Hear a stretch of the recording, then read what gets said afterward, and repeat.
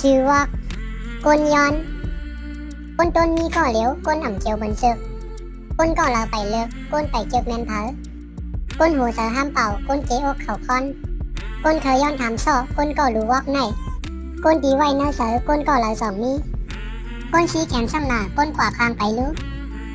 ก้นมาชูเหล่ก้อยก้นมาต้อยเหล่กัดก้นอ่ำปันผัดตาก้นสิฟ้องมาหาก้นลาสาความหักสองตามีห้าย้อนมืดคือสองไรย้อนไขหูจับซื้อย้อนหูวันลือทั้งย้อนเคยเฮลาดปันย้อนหันชักหางป้าย้อนสังยาหุบทบย้อนตรงซบลาต่อย้อนอย่าป่อล้มจังย้อนเฮอย่าลาวาหังก้นย้อนหางซาก้นในนาแตมสิบสายซ่อนเสียงเสือ